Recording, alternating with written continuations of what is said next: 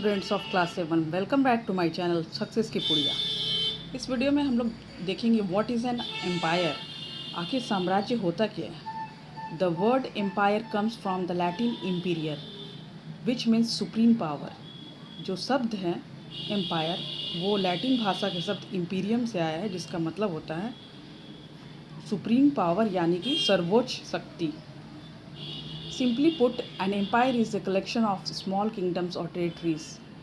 साधारण अर्थों में कहें तो एम्पायर जो होता है वो छोटे छोटे राज्यों या क्षेत्रों का समूह होता है, over which a powerful ruler और groups of ruler exert power, जिस पर एक शक्तिशाली शासक या शासकों का समूह शासन करता है।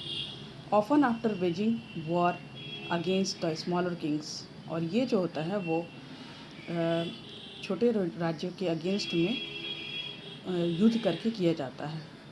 The smaller territories still had their own rulers. छोटे छोटे राज्य जो क्षेत्र होते हैं, इन छोटे क्षेत्रों का ऑलरेडी ही शासक होते हैं, but they were all tributaries to the empire. लेकिन ये सभी साम्राज्य के अधीन होते हैं। Who ruled the whole territory from a capital, जो अपनी राजधानी से पूरे क्षेत्र पर शासन करता है। Usually a major centre of economic and administrative power. ये जो राजधानी होती है वह मुख्य रूप से आर्थिक और प्रशासनिक शक्ति का मुख्य केंद्र होता है। In ancient Sanskrit text words commonly used for emperor made this clear. They included samraj meaning the lord of all और सुप्रीम रूलर, अधिराजा और ओवरलॉर्ड, एंड राजा धीराज और किंग्स ऑफ किंग्स। ये जो संस्कृत जो टेक्स्ट है, संस्कृत बुक होता है, प्राचीन साहित्य, उसमें एम्परर का साफ मतलब क्लियर किया गया है। इसका मतलब होता है साम्राज्य यानी कि सभी के स्वामी और सर्वोच्च शासक, अधिराजा मतलब और ओवरलॉर्ड, अधिराज मतलब सर्वोच्च शासक या राजा अधिराज यानी कि राजाओं के राजा इन्हें कहा जाता है।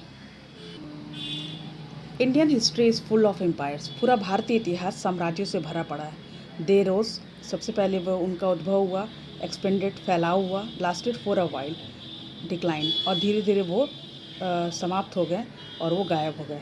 In fact the last empire that ruled the subcontinent existed less than a century अगो।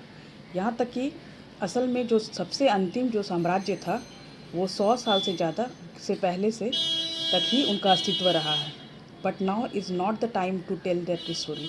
लेकिन हम अंतिम साम्राज्य के अभी कहानी ना बताकर we start at the other end of time, उसके दूसरे पहलुओं पर बात करेंगे।